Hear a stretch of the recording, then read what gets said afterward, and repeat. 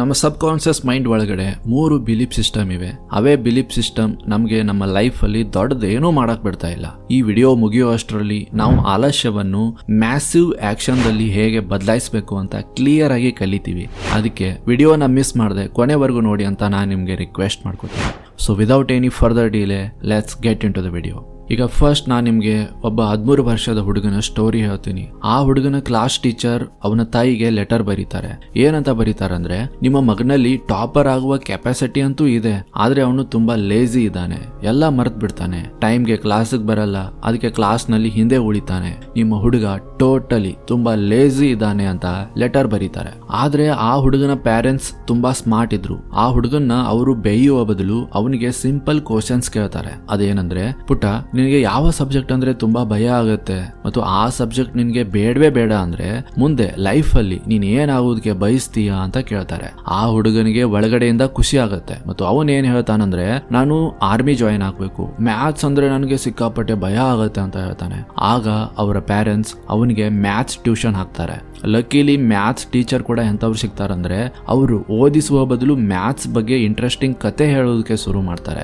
ಅದರಿಂದ ಅವನಿಗೆ ಮ್ಯಾಥ್ಸ್ ಅಲ್ಲಿ ಇಂಟ್ರೆಸ್ಟ್ ಹುಡ್ಕೊಳ್ಳೋದಕ್ಕೆ ಶುರು ಆಗುತ್ತೆ, ಬ್ರೇನ್ ಯೂಸ್ ಮಾಡೋದಕ್ಕೆ ಶುರು ಮಾಡ್ತಾನೆ, ಕಾನ್ಫಿಡೆನ್ಸ್ ಬರ್ತಾ ಹೋಗುತ್ತೆ. ಆ ಹುಡುಗ ಮುಂದೆ ಹೋಗಿ ಕ್ಲಾಸ್ ಟಾಪರ್ ಅಂತೂ ಆಗ್ಲಿಲ್ಲ, ಆದ್ರೆ ಹೇಗೋ ಆರ್ಮಿ ಎಕ್ಸಾಮ್ ಪಾಸ್ ಮಾಡ್ತಾನೆ. ಆರ್ಮಿಗೆ ಹೋದ್ಮೇಲೆ ಯುದ್ಧ, ಪಾಲಿಟಿಕ್ಸ್, ಡಿಬೇಟ್ ಇವೆಲ್ಲದರಲ್ಲಿ ಅವನಿಗೆ ಇಂಟ್ರೆಸ್ಟ್ ಬೆಳೆಯುತ್ತೆ. ಒಂದು ದಿನ ಅದೇ ಲೇಜಿ ಹುಡುಗ UK ಪ್ರೈಮ್ ಮಿನಿಸ್ಟರ್ ಆಗ್ತಾನೆ. ಅವನ ಹೆಸರು ವಿನ್ಸ್ಟನ್ ಚರ್ಚಿಲ್. ವರ್ಲ್ಡ್ ವಾರ್ 2 ಸಮಯದಲ್ಲಿ ಇಡೀ ದೇಶವನ್ನೇ ಲೀಡ್ ಮಾಡ್ತಾನೆ. ಹಿಟ್ಲರ್ನ ಎದುರು ಫಿಯರ್ಲೆಸ್ ಆಗಿ ನಿಲ್ತಾನೆ. ಅದೇ ಸೋ ಕಾಲ್ಡ್ ಲೇಜಿ ಹುಡುಗ ವಿಲ್ ಪವರ್, ಹಾರ್ಡ್ ವರ್ಕ್ ನ ಸಿಂಬಲ್ ಆಗ್ತಾನೆ. ಈ ಒಂದು ಕಥೆಯಿಂದ ಏನ್ ಅರ್ಥ ಆಗತ್ತೆ ಅಂದ್ರೆ, ಯಾರು ಕೂಡ ಲೇಜಿ ಆಗಿ ಹುಟ್ಟೋದಿಲ್ಲ, ನಾವೇ ಲೇಜಿ ಆಗ್ತೀವಿ ಅಥವಾ ನಮ್ಮನ್ನ ಲೇಜಿ ಮಾಡಲಾಗತ್ತೆ. ಆಲಸ್ಯದ ಅತಿ ದೊಡ್ಡ ಕಾರಣ ಏನ್ ಗೊತ್ತಾ? Fear of failure. ಯಾಕಂದ್ರೆ ತಪ್ಪು ಮಾಡೋದು ಯಾರಿಗೂ ಇಷ್ಟ ಆಗಲ್ಲ, ಸ್ಟುಪಿಡ್ ಅಂತ ಕಾಣಿಸ್ಕೊಳ್ಳೋದು ಯಾರಿಗೂ ಇಷ್ಟ ಆಗಲ್ಲ. ಅದಕ್ಕೆ ಬ್ರೈನ್ ಡಿಫಿಕಲ್ಟ್ ಕೆಲಸ ಅಥವಾ ಡಿಫಿಕಲ್ಟ್ ಸಬ್ಜೆಕ್ಟ್ ನ ಅವಾಯ್ಡ್ ಮಾಡ್ತಿರತ್ತೆ. ಅದರಿಂದ ಕೆಲಸ ಮುಂದೆ ಹಾಕುವ ಹ್ಯಾಬಿಟ್ ಹುಟ್ಕೊಳ್ಳುತ್ತೆ. ವಿನ್ಸ್ಟನ್ ಚರ್ಚಿಲ್ ಅಂತಹ ಜೀನಿಯಸ್ ಜನರಿಗೂ ಕೂಡ ಈ ಭಯ, ಆಲಸ್ಯ, ಕೇರ್ಲೆಸ್ ಅನ್ನೋ ರೋಗ ಕಾಡಿತ್ತು ಅಂದ್ರೆ ನಮ್ಗೆ ಕಾಡಲ್ವಾ? ಈ ಫಿಯರ್ ಆಫ್ ಫೇಲ್ಯೂರ್ ನ ಪೂರ್ತಿ ಎಂಡ್ ಮಾಡುವುದಕ್ಕೆ ಒಂದು ಪ್ರಾಕ್ಟಿಕಲ್ ಟ್ರಿಕ್ ಇದೆ. ಅದೇನಂದ್ರೆ, ಯಾವ್ದಾದ್ರು ಒಂದು ಕೆಲಸ ಮಾಡುವಾಗ ಬೇಕು ಅಂತ ಕೆಟ್ಟದಾಗ ಶುರು ಮಾಡಿ. ಫಸ್ಟ್ ಕ್ವಶನ್ ತಪ್ಪು ಮಾಡಿಬಿಡಿ. ಓದ್ತಿದ್ರೆ 4 ಲೈನ್ ನ ಸುಮ್ನೆ ಫಾಸ್ಟ್ ಆಗಿ ಓದಿ. ನಂತರ ನಿಮಗ್ ನೀವೇ ಹೇಳ್ಕೊಳ್ಳಿ, ಅಯ್ಯೋ ತುಂಬಾ ಕೆಟ್ಟದಾಗ ಶುರು ಮಾಡಿದೆ, ಎಲ್ಲ ತಪ್ಪಾಗಿ ಬರ್ದೆ, ಬಟ್ ರಿಲ್ಯಾಕ್ಸ್, ಏನೂ ಆಗ್ಲೇ ಇಲ್ವಲ್ಲ, ಐ ಆಮ್ ಸ್ಟಿಲ್ ಸೇಫ್, ಇಲ್ಲಿಗೆ ನನ್ನ ಜೀವನ ಅಂತೂ ಮುಗಿಲಿಲ್ವಲ್ಲ. ಈ ತರ ಮಾಡ್ತಿದ್ರೆ ಸಾವಕಾಶವಾಗಿ ಕೆಲಸ ತಪ್ಪಾಗುವ ಭಯ ಕಡಿಮೆ ಆಗತ್ತೆ. ಮತ್ತು ಹೀಗೆ ರಿಪೀಟ್ ಮಾಡಿದ್ರೆ ಬ್ರೇನ್ ಏನ್ ಕಲಿಯತ್ತೆ ಅಂದ್ರೆ, ಹೌದು ಮಿಸ್ಟೇಕ್ ಆಗ್ತಿರತ್ತೆ, ಆದ್ರೆ ಅದರಿಂದ ನನಗೇನೂ ಆಗಲ್ಲ, ನಾನು ಸೇಫ್ ಆಗೇ ಇರ್ತೀನಿ ಅಂತ ಅದು ಕಲಿಯತ್ತೆ. ಮತ್ತು ಬ್ರೇನ್ ಇಂದ ಆ ಭಯ ಹೋದಾಗ ಡಿಫಿಕಲ್ಟ್ ಕೆಲಸ ಮಾಡುವ ಆಸಕ್ತಿ ಹೆಚ್ಚಾಗತ್ತೆ. ಆಲಸ್ಯದ 2ನೇ ಕಾರಣ ಯಾವುದಂದ್ರೆ, ನಿಮ್ಮ ಸಾಮರ್ಥ್ಯದ ಮೇಲೆ ನೀವೇ ನಂಬಿಕೆ ಕಡಿಮೆ ಇಟ್ಕೊಳ್ಳೋದು. ಉಸೇನ್ ಬೋಲ್ಟ್ ಏನ್ ಹೇಳ್ತಾರಂದ್ರೆ, ನಾನು ಸ್ಟಾರ್ಟಿಂಗ್ ಅಲ್ಲಿ ಸೀರಿಯಸ್ ಆಗಿರ್ಲಿಲ್ಲ, ಅದೇ ನನ್ನ ಬಿಗ್ಗೆಸ್ಟ್ ರಿಗ್ರೆಟ್. ಟ್ರೈನಿಂಗ್ ಮಿಸ್ ಮಾಡ್ತಿದ್ದೆ, ರೂಮ್ ನಲ್ಲೇ ಮಲಗಿರ್ತಿದ್ದೆ, ಕೋಚ್ ಬಂದು ನನ್ನ ಎಬ್ಬಿಸ್ತಿದ್ರು. ಅದಕ್ಕೆ ನಾನು ನನ್ನ 18ನೇ ವಯಸ್ಸಿನಲ್ಲಿ ಏಥೆನ್ಸ್ ಒಲಿಂಪಿಕ್ಸ್ ನಲ್ಲಿ ಯಾವುದೇ ಮೆಡಲ್ ಗೆಲ್ಲಿಲ್ಲ. ಮತ್ತೆ ಬೋಲ್ಟ್ ಏನ್ ಹೇಳ್ತಾರಂದ್ರೆ, ಇವತ್ತು ನಾನು ನನ್ನ ಯಂಗರ್ ವರ್ಷನ್ ನ ನೋಡಿದ್ರೆ ನಾನು ಎಲ್ಲರಿಗೂ ಒಂದೇ ಮಾತು ಹೇಳೋದಕ್ಕೆ ಇಷ್ಟಪಡ್ತೀನಿ. ಅದೇನಂದ್ರೆ, ನೀವೆಲ್ಲರೂ ಇವತ್ತೇ ಸೀರಿಯಸ್ ಆಗಿ, ನಿಮ್ಮಲ್ಲಿ ತುಂಬಾ ಪೊಟೆನ್ಶಿಯಲ್ ಇದೆ. ದೋಸ್ತ್, ಇಲ್ಲಿ ಪಾಯಿಂಟ್ ಏನಂದ್ರೆ, ಬೋಲ್ಟ್ಗೆ ಡೌಟ್ ಬರೋದಾದ್ರೆ ನಮ್ಗೆ ಡೌಟ್ ಬರೋದು ಅಪರಾಧ ಏನಲ್ಲ. ನಾವು ಯಾವಾಗಲೂ ಏನ್ ಅನ್ಕೋತಿರ್ತೀವಿ ಅಂದ್ರೆ, ಇವತ್ತು ನಾ ಏನ್ ಮಾಡ್ತಾ ಇದ್ದೀನಿ ಇದ್ರ ವ್ಯಾಲ್ಯೂವೇ ಇಲ್ಲ, ಇದು ತುಂಬಾ ಚಿಕ್ಕ ಕೆಲಸ, ಇದರಿಂದ ಏನ್ ಚೇಂಜ್ ಆಗತ್ತೆ ಅಂತ ಅನ್ಕೋತಿರ್ತೀವಿ. ಆದ್ರೆ ಈ ವಿಷಯನ ನೀವು ಕಂಪೌಂಡ್ ಇಂಟ್ರೆಸ್ಟ್ ಗ್ರಾಫ್ ಇಂದ ತಿಳ್ಕೊಳ್ಳಿ. ಮ್ಯಾಕ್ಸಿಮಮ್ ರಿಟರ್ನ್ಸ್ ಕೊನೆಯ ವರ್ಷದಲ್ಲೇ ಸಿಗತ್ತೆ. ಇವತ್ತು ಹಾಕುವ ಪ್ರತಿಯೊಂದು ಸ್ಮಾಲ್ ಕನ್ಸಿಸ್ಟೆಂಟ್ ಸ್ಟೆಪ್ ಫ್ಯೂಚರ್ ನಲ್ಲಿ ಎಕ್ಸ್ಪೋನೆನ್ಸಿಯಲ್ ರಿಸಲ್ಟ್ ಕೊಡುತ್ತೆ. ಅದಕ್ಕೆ ಇವತ್ತೇ ಈಗಲೇ ತುಂಬಾ ಸೀರಿಯಸ್ ಆಗಿ. ಆಲಸ್ಯದ 3ನೇ ಕಾರಣ ಏನಂದ್ರೆ, ಲ್ಯಾಕ್ ಆಫ್ ಕ್ಲಾರಿಟಿ. ಅಂದ್ರೆ ಏನ್ ಮಾಡ್ಬೇಕು ಅಂತ ಸ್ಪಷ್ಟತೆನೇ ಇಲ್ಲದಿದ್ದಾಗ ಆಲಸ್ಯ ಹುಟ್ಕೊಳ್ಳುತ್ತೆ. ಬಿಲ್ ಗೇಟ್ಸ್ ಏನ್ ಹೇಳ್ತಾರಂದ್ರೆ, ಕಾಲೇಜ್ ಫಸ್ಟ್ ಇಯರ್ ನಲ್ಲಿ ನನಗೆ ಸ್ಟಡೀಸ್ ನಲ್ಲಿ ಇಂಟ್ರೆಸ್ಟ್ ಇರಲಿಲ್ಲ, ನಾನು ಜಸ್ಟ್ ಪಾಸ್ ಆಗ್ತಿದ್ದೆ. ಒಂದು ದಿನ ಮ್ಯಾಗಝೀನ್ ಅಲ್ಲಿ ಅಲ್ಟೇರ್ 800 ಕಂಪ್ಯೂಟರ್ ಫೋಟೋ ನೋಡಿದೆ. ಅದೇ ತಕ್ಷಣ ನನಗೆ ರಿಯಲೈಸ್ ಆಯ್ತು, ಕಂಪ್ಯೂಟರ್ ಕ್ರಾಂತಿ ಬರ್ತಿದೆ, ನಾನು ಇದರಲ್ಲಿ ಹಿಡಿಬೇಕು ಅಂತ. ಆಮೇಲೇನು, ಬಿಲ್ ಗೇಟ್ಸ್ ಅವರು ತನ್ನ ಸ್ನೇಹಿತನ ಜೊತೆ ಸೇರಿ ಒಂದು ಸಾಫ್ಟ್ವೇರ್ ಬರೀತಾರೆ ಮತ್ತು ಅದೇ ಅಲ್ಟೇರ್ 800 ಅಪೋಲೋ ಕಂಪ್ಯೂಟರ್ ಕಂಪ್ನಿಗೇನೆ ಆ ಸಾಫ್ಟ್ವೇರ್ ನ ಮಾರ್ತಾರೆ ಮತ್ತು ತದನಂತರ ಬಿಲ್ ಗೇಟ್ಸ್ ಸೀರಿಯಸ್ ಆಗ್ತಾರೆ. ಯಾಕಂದ್ರೆ ಅವರ ಪರ್ಪಸ್ ಕ್ಲಿಯರ್ ಆಗಿತ್ತು. ನಾನು ಕಷ್ಟಪಟ್ಟು ಪರಿಶ್ರಮ ಪಟ್ರೆ ಜಗತ್ತಿನ ಅತಿ ದೊಡ್ಡ ಕಂಪನಿ ನಿರ್ಮಿಸಬಹುದು ಅಂತ ಅವರಿಗೆ ಕ್ಲಾರಿಟಿ ಇತ್ತು. ಮತ್ತು ಸೀರಿಯಸ್ ಆದ್ಮೇಲೆ ಅವರ ಆಲಸ್ಯ ಹೊರಟು ಹೋಗುತ್ತೆ ಮತ್ತು ಅವರು ಕೆಲವೊಂದ್ಸಲ ಹೋಟೆಲ್ ರೂಮ್ ಅಲ್ಲಿ ಮೂರ್ ದಿನ ಲಾಕ್ ಮಾಡ್ಕೊಂಡು ಕೆಲಸ ಕಂಪ್ಲೀಟ್ ಆದ್ಮೇಲೆನೆ ಹೊರಗಡೆ ಬರ್ತಿದ್ರು. ಎಲ್ಲ ಆಂಟ್ರಪ್ರನರ್ಸ್ ಮತ್ತು ಸೈಂಟಿಸ್ಟ್ಗಳ ಜೊತೆ ಇದಾಗತ್ತೆ. ಒಮ್ಮೆ ಏನಾದರೂ ತುಂಬಾ ದೊಡ್ಡದ್ ಮಾಡಬೇಕು ಅನ್ನೋ ಪರ್ಪಸ್ ಅವರಲ್ಲಿ ಹುಟ್ಕೊಳ್ಳುತ್ತೆ ಮತ್ತು ಆಲಸ್ಯವನ್ನೇ ಮರೆತು ಹಗಲು ರಾತ್ರಿ ಕೆಲಸದಲ್ಲೇ ಅವರು ಮುಳುಗಿರ್ತಾರೆ. 4ನೇ ಕಾರಣ ಕ್ರೋನಿಕ್ ಲೋ ಎನರ್ಜಿ. ಕ್ರೋನಸ್ ಅಂದ್ರೆ ಸಮಯ, ಕ್ರೋನಿಕ್ ಅಂದ್ರೆ ಸಮಯಕ್ಕೆ ಮತ್ತೆ ರಿಪೀಟ್ ಆಗೋದು. ಕ್ರೋನಿಕ್ ಲೋ ಎನರ್ಜಿ ಅಂದ್ರೆ ನಿಮ್ಮ ಜೀವನದಲ್ಲಿ ತಿಂಗಳಿಗೂ ಅದೇ ತಪ್ಪುಗಳನ್ನ ಮತ್ತೆ ಮಾಡ್ತಾ ಇರೋದು. ರಾತ್ರಿ ತುಂಬಾ ತಡವಾಗಿ ಮಲಗೋದು, ಮೊಬೈಲ್ ನೋಡ್ತಾ ನಿದ್ದೆಗೆ ಹೋಗೋದು, ಸ್ಟ್ರೆಸ್ ರಿಲೀಸ್ ಮಾಡದೇ ಇರೋದು, ಪೂರ್ತಿ ದಿನ ಸೋಪಾಗಿ ಅಂಟ್ಕೊಂಡು ಕುತ್ಕೊಳ್ಳೋದು ಮತ್ತು ಆಮೇಲೆ ಏನ್ ಅನ್ಕೊಳ್ಳೋದಂದ್ರೆ ನನಗೆ ಕೆಲಸ ಮಾಡೋದಕ್ಕೆ ಮನ್ಸೇ ಯಾಕೆ ಬರಲ್ಲ ಅಂತ. ಮತ್ತು ಈ ಎಲ್ಲಾ ಕಾರಣಗಳಿಂದ ನಿಮ್ಮ ನಿದ್ದೆ ಅಪೂರ್ಣವಾಗುತ್ತೆ. ನಿದ್ದೆ ಸರಿಯಾಗಿ ಆಗದೆ ಇದ್ದಾಗ ದನಿವು ಹೆಚ್ಚಾಗತ್ತೆ ಮತ್ತು ಬೇರೆ ಯಾವುದೇ ಕೆಲಸ ಮಾಡೋದಕ್ಕೆ ಮನಸ್ಸೇ ಬರಲ್ಲ. ಆ ದನಿವು ಮತ್ತೆ ಉಳಿದ 3 ಫ್ಯಾಕ್ಟರ್ಸ್ಗಳ ಜೊತೆ ಒಟ್ಟಾಗಿ ಸೇರಿದಾಗ ಆಲಸ್ಯ ಒಂದು ದೊಡ್ಡ ಪರ್ವತವಾಗಿ ಬಿಡುತ್ತೆ.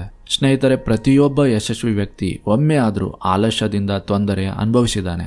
ಅಂದ್ರೆ ಆಲಸ್ಯ ಬರುವುದು ಸಮಸ್ಯೆ ಅಲ್ಲ, ಆಲಸ್ಯದಲ್ಲೇ ಉಳಿದುಕೊಳ್ಳುವುದು ನಿಜವಾದ ಸಮಸ್ಯೆ. ಯಾಕಂದ್ರೆ ಸಮಯ ಕಳೆದಂತೆ ಆಲಸ್ಯ ನಿಮ್ಮ ಐಡೆಂಟಿಟಿಯ ಪಾರ್ಟ್ ಆಗುತ್ತೆ. ಅದು ನಿಮ್ಮ ಯೋಚನೆ ಮಾಡುವ ಶಕ್ತಿಯನ್ನೇ ಕೊಂದು ಬಿಡುತ್ತೆ. ಹಾಗಿದ್ರೆ ಎಲ್ಲಿ ಒಂದ್ ವೇಳೆ ನಿಮ್ಮ ಯೋಚನೆಗಳಲ್ಲೇ ಆಲಸ್ಯ ನುಗ್ಗಿಬಿಟ್ಟಿದೆಯಾ, ಅದನ್ನ ಹೇಗೆ ಚೆಕ್ ಮಾಡೋದು? ಫ್ರೈಡ್ ಇನ್ ಇಗ್ನೋರೆನ್ಸ್. ನಾನು ತುಂಬಾ ಕನ್ಫ್ಯೂಸ್ ಆಗಿದ್ದೀನಿ, ಹೇಗ್ ಮಾಡ್ತೀನೋ ಗೊತ್ತಿಲ್ಲ, ಆದ್ರೂ ಟ್ರೈ ಮಾಡ್ತಾ ಇದ್ದೀನಲ್ಲ. ಇಂಥ ಮಾತುಗಳನ್ನ ಹೇಳ್ತಾ ಇದ್ದಾಗ ನಿಮ್ಗೆ ಸ್ವಲ್ಪ ಅಸಹಜವಾಗಿ ಅನ್ನಿಸದೇ ಇದ್ರೆ, ನಾಲ್ಗೆ ಕೂಡ ಜಾರದೇ ಇದ್ರೆ, ಇದ್ರ ಅರ್ಥ ಏನ್ ಗೊತ್ತಾ? ನಿಮ್ಮೊಳಗೆ ಎವರೇಜ್ ಮೆಂಟಾಲಿಟಿ ಅನ್ನೋ ಇನ್ಫೆಕ್ಷನ್ ಬಂದ್ಬಿಟ್ಟಿದೆ. ಎವರೇಜ್ ಮೆಂಟಾಲಿಟಿಯಿಂದ ಎವರೇಜ್ ಆಕ್ಷನ್ ಹುಟ್ಟತ್ತೆ. ಎವರೇಜ್ ಆಕ್ಷನ್ ಏನ್ ಹೇಳುತ್ತೆ ಅಂದ್ರೆ, ಟ್ರೈ ಮಾಡ್ತೀನಿ ಆದ್ರೆ ಏನಾಗುತ್ತೋ ಗೊತ್ತಿಲ್ಲ. ಅಂದ್ರೆ ಶುರು ಮಾಡುವ ಮೊದಲೇ ಒಂದು ಡೌಟ್. ಆ ಡೌಟ್ ಏನ್ ಮಾಡುತ್ತೆ? ಕಷ್ಟ ಬಂದಾಗ ಮಧ್ಯದಲ್ಲೇ ಕೈ ಎತ್ತು ಬಿಡುತ್ತೆ. ಒಂದ್ ವಿಷಯ ಗಮನಿಸಿ, ಎವರೇಜ್ ಆಕ್ಷನ್ ಆಲಸ್ಯದಕ್ಕಿಂತಲೂ ಹೆಚ್ಚು ಅಪಾಯಕಾರಿ. ಯಾಕಂದ್ರೆ ಸಮಾಜ ಇದನ್ನೇ ನಾರ್ಮಲ್ ಅಂತ ಒಪ್ಕೊಂಡಿದೆ. ಎಲ್ಲರೂ ಇದೇ ರೀತಿ ಮಾತಾಡ್ತಿರ್ತಾರೆ, ಇದೇ ರೀತಿ ನಡ್ಕೊಳ್ತಾರೆ. ಅದಕ್ಕೆ ಇದು ಇನ್ನಷ್ಟು ಡೇಂಜರಸ್. ಆದ್ರೆ ನಿಜ ಏನ್ ಗೊತ್ತಾ? ಎವರೇಜ್ ಆಕ್ಷನ್ ನಿಮ್ಮ ಜೀವನದಲ್ಲಿ ಎಂದಿಗೂ ಕೆಲಸ ಮಾಡಲ್ಲ. ನೀವೇ ಒಮ್ಮೆ ಯೋಚನೆ ಮಾಡಿ ನೋಡಿ, ಇವತ್ತಿನವರೆಗೂ ನಿಮ್ಮ ಜೀವನದಲ್ಲಿ ಯಾವ ರಿಸಲ್ಟ್ ಬಂದಿದೆಯೋ ಅದರ ಹಿಂದೆ 100% ಕಮಿಟ್ಮೆಂಟ್ ಇತ್ತು. ಅದು ಫಿಟ್ನೆಸ್ ಆಗಿರ್ಲಿ, ಕರಿಯರ್ ಆಗಿರ್ಲಿ, ಫೈನಾನ್ಸ್ ಆಗಿರ್ಲಿ ಅಥವಾ ರಿಲೇಶನ್ಶಿಪ್ ಆಗಿರ್ಲಿ. ಅದರಲ್ಲೇನೂ ಎವರೇಜ್ ಇರಲಿಲ್ಲ. ಈ ಎವರೇಜ್ ಮೆಂಟಾಲಿಟಿನ ಪೂರ್ತಿ ಬೇರು ಸಮೇತ ಕಿತ್ತಾಕೋದಕ್ಕೆ ನೀವು 3 ಕೆಲಸ ಮಾಡಬೇಕು. ಮೊದಲನೆಯದು, ಎವರೇಜ್ ಅನ್ನೋದನ್ನ ಎಲ್ಲೆಲ್ಲೂ ರಿಜೆಕ್ಟ್ ಮಾಡಿ. ಇವತ್ತಿನಿಂದಲೇ ಈಗಲೇ ಮ್ಯಾಸಿವ್ ಆಕ್ಷನ್ ತೆಗೆದುಕೊಳ್ಳಿ. ಸ್ನೇಹಿತರೆ, ಆಕ್ಷನ್ಗಳಲ್ಲಿ 4 ಲೆವೆಲ್ಸ್ ಇವೆ. ಮೊದಲನೇ ಲೆವೆಲ್ ಕಷ್ಟ ಕಂಡ ತಕ್ಷಣ ಓಡಿ ಹೋಗೋದು. 2ನೇ ಲೆವೆಲ್ ಏನು ಮಾಡದೆ ಸುಮ್ಮನೆ ಕೂತ್ಕೊಳ್ಳೋದು. 3ನೇ ಲೆವೆಲ್ ಟ್ರೈ ಮಾಡೋದು. 4ನೇ ಲೆವೆಲ್ ಅತಿ ಶಕ್ತಿಶಾಲಿ level massive action. Massive action ಅಂದ್ರೆ ಎಷ್ಟು ದೊಡ್ಡ ಆಕ್ಷನ್ ಇರತ್ತಲ್ಲ, ನಿಮ್ಗೆ ಅಷ್ಟೇ ದೊಡ್ಡ ರಿಸಲ್ಟ್ ಸಿಗತ್ತೆ. ಕಾರ್ಡನ್ ಹೇಳ್ತಾರೆ, ಇಂಟೆನ್ಸಿಫೈ, ಮಲ್ಟಿಪ್ಲೈ, ಡಾಮಿನೇಟ್. ಅಂದ್ರೆ 10x ಇಂಟೆನ್ಸಿಟಿ ಜೊತೆ ಎಷ್ಟು ಜೋರಾಗಿ ಕೆಲಸ ಮಾಡಬೇಕು ಅಂದ್ರೆ ಎವರೇಜ್ ರಿಸಲ್ಟ್ ಬರೋ ಪ್ರಶ್ನೆ ಹೇಳ್ಬಾರ್ದು. ಎವರೇಜ್ ಮೆಂಟಾಲಿಟಿ ತೆಗೆದು ಮ್ಯಾಸಿವ್ ಮೆಂಟಾಲಿಟಿ ತರೋಕೆ 2ನೇ ಕೆಲಸ ಏನ್ ಗೊತ್ತಾ? ದಿನಕ್ಕೆ 2 ಸಲ ವೀಕ್ಲಿ ಗೋಲ್ಸ್ ಬರಿಬೇಕು. ನಾವು ಗೋಲ್ ಸೆಟ್ ಮಾಡುವುದರಲ್ಲಿ ಮಾಡೋ ಅತಿ ದೊಡ್ಡ ತಪ್ಪು ಏನಂದ್ರೆ, ವರ್ಷಕ್ಕೆ ಒಮ್ಮೆ ಅಥವಾ ತಿಂಗಳಿಗೆ ಒಮ್ಮೆ ಗೋಲ್ಸ್ ನ ಬರಿತೀವಿ ಮತ್ತು ಅದನ್ನ ಮರ್ತ್ ಬಿಡ್ತೀವಿ. ಯಾಕಂದ್ರೆ ನಮ್ಮ ಬ್ರೈನ್ ಎದುರಿಗಿರುವ ವಿಷಯದ ಮೇಲೆ ಮಾತ್ರ ಫೋಕಸ್ ಮಾಡುತ್ತೆ ಮತ್ತು ಆಮೇಲೆ ಲೈಫ್ ಅಲ್ಲಿ ಬೇರೆ ಯಾವ್ದೋ ಪ್ರಾಬ್ಲಮ್ಸ್ ಬಂದಾಗ ನಮ್ಮ ಮಿಷನ್ನೇ ನಾವು ಮರ್ತ್ ಬಿಡ್ತೀವಿ. ನಾವು ನಮ್ಮ ಮಿಷನ್ ನ ಮರೆತು ಅದೇ ಪ್ರಾಬ್ಲಮ್ ಬಗ್ಗೆ ಯೋಚನೆ ಮಾಡುತ್ತಾ ಕುತ್ಕೋತೀವಿ. ಗ್ರ್ಯಾಂಟ್ ಕಾರ್ಡನ್ ಏನ್ ಹೇಳ್ತಾರಂದ್ರೆ, ವೀಕ್ಲಿ ಗೋಲ್ಸ್ ಮಾಡ್ಕೊಳ್ಳಿ, ಅದನ್ನ ದಿನಕ್ಕೆ 2 ಬಾರಿ ಬರೀರಿ, ಒಮ್ಮೆ ಬೆಳಿಗ್ಗೆ ಒಮ್ಮೆ ರಾತ್ರಿ. ಅದರಿಂದ ಬ್ರೈನ್ಗೆ ಗೋಲ್ ಮೇಲೆ ಫೋಕಸ್ ರಿಸೆಟ್ ಮಾಡ್ಕೊಳ್ಳೋ ಹ್ಯಾಬಿಟ್ ಬರುತ್ತೆ. ಉದಾಹರಣೆಗೆ, ನಿಮ್ಮ ಗೋಲ್ ಈ ವಾರದಲ್ಲಿ 3 ಗಂಟೆ ಇಂಗ್ಲಿಷ್ ಸ್ಪೀಕಿಂಗ್ ಪ್ರಾಕ್ಟೀಸ್ ಮಾಡೋದಿದ್ರೆ, ಇವತ್ತಿನ ದಿನ ಪ್ರಾಕ್ಟೀಸ್ ಮಿಸ್ ಆಯ್ತಂದ್ರೆ ನಾರ್ಮಲ್ ಕಂಡೀಷನ್ ಅಲ್ಲಿ ನೀವು ಏನ್ ಮಾಡ್ತಿರ್ತೀರಾ ಅಂದ್ರೆ, ಅಯ್ಯೋ ಇದು ಇವತ್ತು ಮಿಸ್ ಆಯ್ತು, ಬಹುಶಃ ನನಗೆ ಇದು ಮಾಡಕ್ಕೆ ಆಗಲ್ಲ ಅಂತ ಅನ್ಸತ್ತೆ ಅಂತ ನೀವು ಅನ್ಕೋತಿರ್ತೀರಾ ಮತ್ತು ಈ ತರ ಯೋಚನೆ ಮಾಡುತ್ತಾ ನೀವು ಬೇಸರ ಮಾಡ್ಕೊಂಡು ಕುತ್ಕೊಂಡ್ಬಿಡ್ತೀರಾ. ಆದ್ರೆ ಇದರ ಬದಲು ನೀವು ಗೋಲ್ ಮತ್ತೆ ಬರೆದ್ರೆ, ಈಗ ಉಳಿದ 6 ದಿನಗಳಲ್ಲಿ 3 ಗಂಟೆ ಪ್ರಾಕ್ಟೀಸ್ ಮಾಡಬೇಕು, ನಾಳೆ ಹೇಗಾದ್ರೂ 15 ನಿಮಿಷ ಎಕ್ಸ್ಟ್ರಾ ಟೈಮ್ ತೆಗೆದು ವೀಕ್ಲಿ ಟಾರ್ಗೆಟ್ ನ ಕಂಪ್ಲೀಟ್ ಮಾಡಬೇಕು ಅಂತ ನೀವು ಅನ್ಕೊಳ್ಳಕ್ಕೆ ಶುರು ಮಾಡ್ತೀರಾ. ಇದೇ ಮ್ಯಾಸಿವ್ ಮೆಂಟಾಲಿಟಿ. ಮ್ಯಾಸಿವ್ ಮೆಂಟಾಲಿಟಿ ತರೋಕೆ 3ನೇ ವಿಷಯ, ಶಿಫ್ಟ್ ಯುವರ್ ಮೈಂಡ್. ಮತ್ತೆ ಮ್ಯಾಸಿವ್ ಆಕ್ಷನ್ ಬಗ್ಗೆ ಯೋಚನೆ ಮಾಡಿ. ಮಾಡ್ತೀನಿ ನೋಡ್ತೀನಿ ಅನ್ನೋದಕ್ಕಿಂತ ಖಂಡಿತ ಮಾಡೇ ಮಾಡ್ತೀನಿ ಅಂತ ನಂಬಿಕೆ ಇಟ್ಕೊಳ್ಳಿ. ಹಾರ್ಡ್ ವರ್ಕ್ ಮೇಲೆ ಫೋಕಸ್ ಮಾಡುವ ಜಾಗದಲ್ಲಿ ಮಿಷನ್ ಮೇಲೆ ಫೋಕಸ್ ಮಾಡಿ. ಎಂಟರ್ಟೈನ್ಮೆಂಟ್ಗೆ ಜಾಗ ಕೊಡುವ ಬದಲು ಎನರ್ಜಿ ಬಿಲ್ಡ್ ಮಾಡೋದು ಮತ್ತು ರಿಕವರಿ ಮೇಲೆ ಫೋಕಸ್ ಮಾಡಿ. ಕಂಫರ್ಟ್ ಸಿಕ್ಕರೆ ಸಾಕು ಅನ್ನೋದಕ್ಕಿಂತ ರೆಪ್ಸ್ ಕಂಪ್ಲೀಟ್ ಆಗಬೇಕು ಅನ್ನೋ ಮೈಂಡ್ ಸೆಟ್ ಇರಲಿ. ಪ್ರಾಬ್ಲಮ್ಸ್ ಮೇಲೆ ಫೋಕಸ್ ಮಾಡುವ ಬದಲು ಟ್ರೈನಿಂಗ್ ಮೇಲೆ ಫೋಕಸ್ ಮಾಡಿ. ಫೇಲ್ಯೂರ್ ಬಗ್ಗೆ ಯೋಚಿಸುವ ಬದಲು ಏಮ್ ಅಂಡ್ ರೀಥಿಂಕ್ ಮೇಲೆ ಫೋಕಸ್ ಮಾಡಿ. ಗ್ರ್ಯಾಂಡ್ ಕಾರ್ಡನ್ ಏನ್ ಹೇಳ್ತಾರಂದ್ರೆ, ನನಗೆ ಯಾವಾಗ ಸೆಟ್ ಬ್ಯಾಕ್ ಬಂದಿತ್ತು, ನಾನು ಯಾವಾಗ ಫೇಲ್ ಆಗಿದ್ದೆ, ಆವಾಗ ನಾನು ಏನ್ ಮಾಡಿದ್ದೆ ಅಂದ್ರೆ ನನ್ನ ನೋಟ್ ಪ್ಯಾಡ್ ತೆಗೆದು ಹೊಸ ಗೋಲ್ಸ್ ಬರ್ಕೊಂಡಿದ್ದೆ ಮತ್ತು ತಕ್ಷಣ ನೆಕ್ಸ್ಟ್ ಸ್ಟೆಪ್ಸ್ ನ ನೋಟ್ ಮಾಡ್ಕೋತಿದ್ದೆ. ಯಾಕಂದ್ರೆ ನನ್ನ ಗಮನ ಮತ್ತೆ ಗುರಿ ಮೇಲೆ ಹೋಗ್ಬೇಕಿತ್ತು, ಕಷ್ಟದ ಮೇಲೆ ಅಲ್ಲ. ಅವರು ಮತ್ತೊಂದು ಮಾತು ಹೇಳ್ತಾರೆ, ನೀವು ಎಷ್ಟೇ ಸಕ್ಸಸ್ಫುಲ್ ಆಗಿರ್ಲಿ ಆಲಸ್ಯಕ್ಕೆ ಜಾಗ ಕೊಡೋ ರಿಸ್ಕ್ ತೆಗೆದುಕೊಳ್ಬೇಡಿ. Because hard times are coming. ಆಲಸ್ಯ ಮೈಂಡ್ ಸೆಟ್ ನ ದುರ್ಬಲ ಮಾಡುತ್ತೆ. ಮನುಷ್ಯ ಹೊಸ ಚಾಲೆಂಜಸ್ ನಿಂದಲೂ ಹೊಸ ಅಪಾರ್ಚುನಿಟೀಸ್ ನಿಂದಲೂ ಹೆದರೋಕೆ ಶುರು ಮಾಡ್ತಾನೆ. ಅದಕ್ಕಾಗಿ ಅವನು ಜೀವನದಲ್ಲಿ ಮತ್ತೆ ಸಮಸ್ಯೆಗಳನ್ನ ತನ್ನಿಂತಾನೆ ಅಟ್ರಾಕ್ಟ್ ಮಾಡ್ಕೋತಿರ್ತಾನೆ. ಹಾಗಿದ್ರೆ ಸ್ನೇಹಿತರೆ, ಈ ವಿಡಿಯೋದಲ್ಲಿ ಏನೇ ನೋಡಿದೀವಿ ಅದನ್ನ ಮತ್ತೊಮ್ಮೆ ಶಾರ್ಟ್ ಆಗಿ ರಿವಿಷನ್ ಮಾಡೋಣ. ಆಲಸ್ಯದ ಹಿಂದೆ 4 ಕಾರಣಗಳಿವೆ. ಆಲಸ್ಯ ಬರುವುದು ಸಹಜವಾದ ವಿಷಯ, ಆದ್ರೆ ನಾವು ಆಲಸ್ಯದಲ್ಲೇ ಇರುವುದು ತುಂಬಾ ದೊಡ್ಡ ತಪ್ಪು. ಯಾಕಂದ್ರೆ ಆಲಸ್ಯ ನಿಧಾನವಾಗಿ ಎವರೇಜ್ ಮೆಂಟಾಲಿಟಿನ ರೂಪಿಸುತ್ತೆ. ಅದರಿಂದ ಎವರೇಜ್ ಆಕ್ಷನ್ ಹುಟ್ಕೊಳ್ಳುತ್ತೆ. ಎವರೇಜ್ ಆಕ್ಷನ್ ಏನ್ ಹೇಳುತ್ತೆ ಅಂದ್ರೆ, ಟ್ರೈ ಮಾಡ್ತೀನಿ ನೋಡೋಣ ಏನಾಗುತ್ತೆ ಅಂತ ಹೇಳುತ್ತೆ. ಅದರಲ್ಲಿ ನಂಬಿಕೆನೇ ಇರಲ್ಲ. ಒಂದು ವಿಷಯ ಸ್ಪಷ್ಟವಾಗಿ ಗಮನದಲ್ಲಿಟ್ಕೊಳ್ಳಿ, ಎವರೇಜ್ ಆಕ್ಷನ್ ಆಲಸ್ಯದಕ್ಕಿಂತಲೂ ಹೆಚ್ಚು ಅಪಾಯಕಾರಿ. ಯಾಕಂದ್ರೆ ಸಮಾಜ ಇದನ್ನೇ ನಾರ್ಮಲ್ ಅಂತ ಒಪ್ಕೊಂಡಿದೆ. ಅದಕ್ಕೆ ಇವತ್ತಿನಿಂದಲೇ ಮ್ಯಾಸಿವ್ ಮೆಂಟಾಲಿಟಿನ ಅಳವಡಿಸಿಕೊಳ್ಳಿ. ಎವರೇಜ್ ಅನ್ನೋದನ್ನ ಎಲ್ಲಾ ಕಡೆ ರಿಜೆಕ್ಟ್ ಮಾಡಿ. ಜೀವನದ ಯಾವುದೇ ಭಾಗವಾಗಿರ್ಲಿ ಮ್ಯಾಸಿವ್ ಆಕ್ಷನ್ ತೆಗೆದುಕೊಳ್ಳಿ. ಎಷ್ಟು ದೊಡ್ಡ ಆಕ್ಷನ್ ಇರುತ್ತೆ ಅಷ್ಟೇ ದೊಡ್ಡ ರಿಸಲ್ಟ್ ನಿಮ್ಗೆ ಸಿಗತ್ತೆ. 2ನೇ ಕೆಲಸ, ದಿನಕ್ಕೆ 2 ಬಾರಿ ವೀಕ್ಲಿ ಗೋಲ್ಸ್ ಬರೀರಿ. ಒಮ್ಮೆ ಬೆಳಿಗ್ಗೆ ಎದ್ದ ತಕ್ಷಣ, ಮತ್ತೊಮ್ಮೆ ರಾತ್ರಿ ಮಲಗುವ ಮೊದಲು. ಇದರಿಂದ ನಿಮ್ಮ ಫೋಕಸ್ ಮತ್ತೆ ವೀಕ್ಲಿ ಗೋಲ್ಸ್ ಮೇಲೆ ಬರ್ತಿರತ್ತೆ. ಪ್ರಾಬ್ಲಮ್ಸ್ ಮತ್ತು ಮಿಸ್ಟೇಕ್ಸ್ ಗಳ ಯೋಚನೆ ಕಡಿಮೆ ಆಗುತ್ತೆ. 3ನೇ ಕೆಲಸ, shift your mind. Average action ಬಿಟ್ಟು ಮ್ಯಾಸಿವ್ ಆಕ್ಷನ್ ಬಗ್ಗೆ ಯೋಚಿಸುವ ಅಭ್ಯಾಸ ಮಾಡ್ಕೊಳ್ಳಿ. ಏನಾಗುತ್ತೋ ನೋಡೋಣ ಅನ್ನೋದಕ್ಕಿಂತ ನಾನು ಕೆಲಸ ಮಾಡೇ ತೀರ್ತೀನಿ ಅಂತ ಯೋಚನೆ ಮಾಡೋಕೆ ಶುರು ಮಾಡಿ. ನಿಮ್ಮ ಡೈಲಿ ಎಫರ್ಟ್ಸ್ ನಲ್ಲಿ ಈ 3 ವಿಷಯಗಳನ್ನ ಅಳವಡಿಸಿಕೊಳ್ಳಿ. Intensify, multiply, dominate. ಗೆಲ್ಲೋದಕ್ಕೆ ಮಾತ್ರ ಅಲ್ಲ, ಡಾಮಿನೇಟ್ ಮಾಡೋಕೆ ಆಟ ಆಡಿ. ಸ್ನೇಹಿತರೆ, ನೀವು ಒಮ್ಮೆ ಆದ್ರೂ ರಾಕೆಟ್ನ ಆಕಾಶದ ಕಡೆ ತುಂಬಾ ವೇಗದಿಂದ ಹಾರ್ತಿರೋದನ್ನ ನೋಡಿರ್ತೀರಾ. ಅದನ್ನ ನೋಡಿದ್ರೆ ನಿಮ್ಗೆ ಏನ್ ಅನಿಸ್ತಿರತ್ತೆ ಅಂದ್ರೆ, ಆಕಾಶವನ್ನೇ ಚೀರ್ ಬಿಡೋ ಸ್ಪೀಡ್ ಅಲ್ಲಿ ಹೋಗ್ತಿದೆಯಲ್ಲಪ್ಪ ಅಂತ ನಿಮ್ಗೆ ಅನಿಸ್ತಿರತ್ತೆ. ಆದ್ರೆ ಅದೇ ರಾಕೆಟ್ ಭೂಮಿಯ ಕಡೆಗೆ ರಿವರ್ಸ್ ಬಂದ್ರೆ ಏನಾಗತ್ತೆ, ಆ ರಾಕೆಟ್ ನ ವಿನಾಶ ಆಗತ್ತೆ.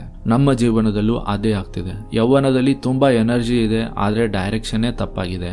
ಅದೇ ಎನರ್ಜಿನ ಧ್ಯಾನ, ಫೋಕಸ್, ಕರಿಯರ್ ನಲ್ಲಿ ಹಾಕಿದ್ರೆ ಏನಾಗತ್ತೆ.